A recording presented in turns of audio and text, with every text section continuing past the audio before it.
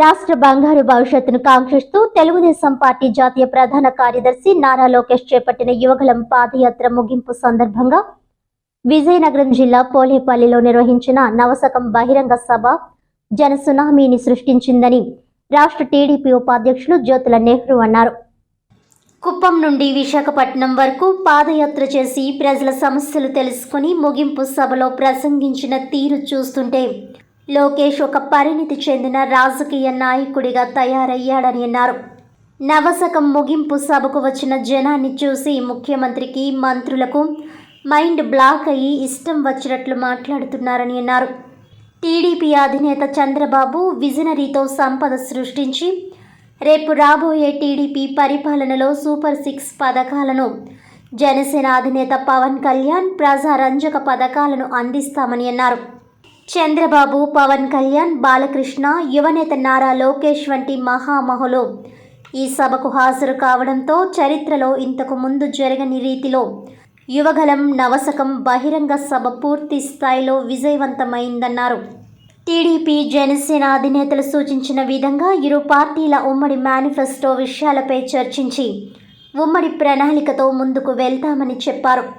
రానున్న ఎన్నికల్లో వైసీపీ పతనమే లక్ష్యంగా ఇరు పార్టీలు ఉమ్మడి నిర్ణయాలు అమలు చేయడం జరుగుతుందన్నారు. ముఖ్యమంత్రిపై వ్యతిరేకత ఉంటే ఎమ్మెల్యేలను మారుస్తారని, వైనాట్ 175 అంటూ మేకపోతు గాంభీర్యం ప్రదర్శించిన జగన్ రెడ్డికి ఓటమి భయం పట్టుకుందని, రేపు రాబోయే ఎన్నికల్లో తెలుగుదేశం పార్టీ, జనసేన పార్టీ ఉమ్మడిగా 160 సీట్లు సాధిస్తాయని జ్యోతుల నెహ్రూ తెలియజేశారు. ఈ కార్యక్రమంలో ఎస్వీఎస్ అప్పలరాజు, మారిశెట్టి భద్రం, రేఖ బులిరాజు, పైడిపల సూరిబాబు తదితరులు పాల్గొన్నారు.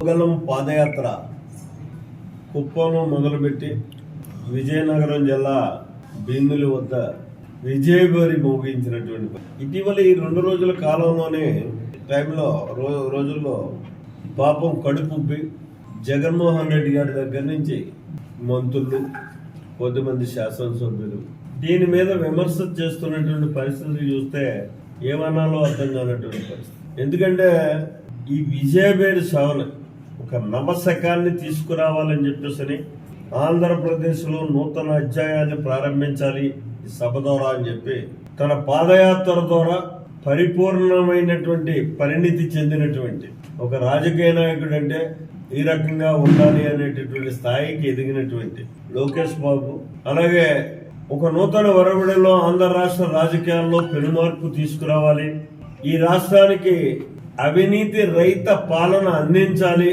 అందుకోసమే నా పోరాటం అని చెప్పి గత 10 సంవత్సరాలుగా పోరాడుతున్నటువంటి పోరాట యోధుడు పవన్ కళ్యాణ్ గారు, 45 సంవత్సరాల సుదీర్ఘ రాజకీయ అనుభవం ఉండి ఒక విజనరీ లీడర్గా ఆంధ్ర రాష్ట్రానికే కాకుండా యావత్ భారతదేశానికి కూడా అవసరం ఉన్నటువంటి వ్యక్తి. రాబోయే ఎన్నికల్లో గెలిపిస్తే భవిష్యత్తులో ఏం చేస్తామనే దానిపై గ్యారంటీ ఇస్తూ ప్రతి ఓటరుకు హామీ పత్రాన్ని ఇవ్వడం జరుగుతుందని టీడీపీ రాష్ట్ర ఉపాధ్యక్షులు జగ్గంపేట మాజీ ఎమ్మెల్యే జ్యోతుల నెహ్రూ అన్నారు. నియోజకవర్గ కేంద్రమైన జగ్గంపేట శ్రీ రావులమ్మ తల్లి అమ్మవారి ఆలయం వద్ద పూజలు నిర్వహించి అమ్మవారికి హామీ పత్రాన్ని సమర్పించారు. అనంతరం ఆ ప్రదేశంలో మీడియాతో మాట్లాడుతూ వచ్చే ఎన్నికల్లో గెలిస్తే ఈ ఆలయ ప్రాంగణాన్ని అభివృద్ధి చేస్తామని హామీ పత్రాన్ని సమర్పించడం జరిగిందన్నారు. అలాగే నియోజకవర్గంలో 2.20 లక్షల ఓటర్లకు అభివృద్ధిపై హామీ ఇస్తూ ఈ పత్రాలను అందించడం జరుగుతుందన్నారు. ఒక కాపీ వారికి అందించి మరొకటి మా వద్ద ఉంచుకోవడం జరుగుతుందని, గెలిచిన తర్వాత వారికి ఇచ్చిన అభివృద్ధి హామీని నెరవేర్చుకుంటే అడిగే హక్కు ఉంటుందన్నారు. ఈ కార్యక్రమంలో టీడీపీ కాకినాడ జిల్లా అధ్యక్షులు జ్యోతుల నవీన్ కుమార్ తదితర నాయకులు పాల్గొన్నారు. రావులమ్మ తల్లి సాక్షిగా రాబోయే రోజుల్లో శాసనసభ ఎన్నికల్లో విజయం సాధించి, అలాగే పార్లమెంట్ ఎన్నికల్లో కూడా విజయం సాధించి ఈ నియోజకవర్గానికి, ఈ పార్లమెంట్కి ఏం చేస్తామన్న దాని మీద ఒక గ్యారంటీ కార్డు ప్రతి ఓటర్కి ఇవ్వాలి అని చెప్పేసి నిర్ణయించుకొని ఈరోజు ప్రారంభించడం జరిగింది. అందులో మొట్టమొదటిగా మనందరికీ ఆరాధ్య దైవం, ఒక నమ్మకం అన్నటువంటి రావులమ్మ తల్లి ప్రాంగణంలో ఈ కార్యక్రమాన్ని ప్రారంభించడమే కాకుండా అమ్మవారు ఈ విజయాన్ని మాకు చేకూర్చినట్టయితే అమ్మవారి ద్వారా వచ్చినటువంటి ఈ అవకాశాన్ని ఈ ప్రాంగణాన్ని అంతటినీ కూడా అభివృద్ధి చేసేటటువంటి బాధ్యతను మేము తీసుకుంటామని చెప్పేసి ఇక్కడ ఈ పత్రంలో రాసి అమ్మవారికి ఒకటి ఇవ్వడం జరిగింది, రెండోది మా దగ్గర పెట్టుకోవడం జరుగుతుంది. అంటే ఇది ప్రతి ఒక్క 2,20,000 మంది ఓటర్లకి కూడా ఈ కార్డులు తొందరలో పంపిణీ చేయడం జరుగుతుంది.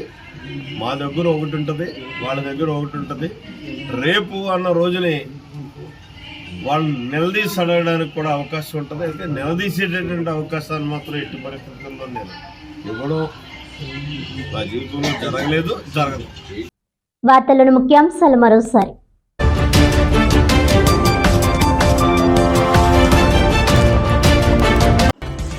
విద్యార్థుల భవిష్యత్తును ఉన్నతంగా తీర్చిదిద్దాలనే లక్ష్యంతోనే విద్యార్థులకు ఉచితంగా ట్యాబ్లు పంపిణీ. రాష్ట్ర ప్రభుత్వం అందిస్తున్న సదుపాయాలను విద్యార్థులు సద్వినియోగం చేసుకోవాలన్న జిల్లా జాయింట్ కలెక్టర్ ఎస్. ఇలాఖియా.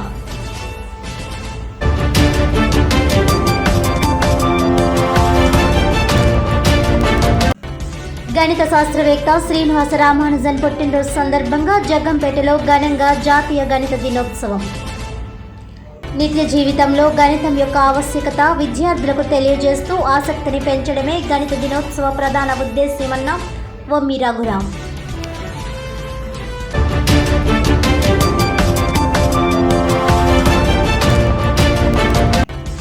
పార్లమెంట్లో 78 మంది ఎంపీలను ఒకే రోజు సస్పెండ్ చేయడం పార్లమెంట్ చరిత్రలో తొలిసారి.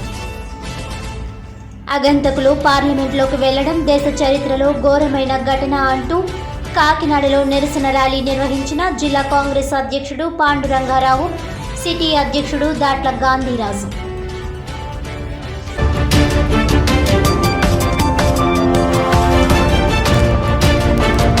ఈనాటి వార్తలు ఇంతటితో సమాప్తం. తిరిగి వచ్చే బులెటిన్లో మళ్ళీ కలుద్దాం. అంతవరకు సెలవు. నమస్కారం.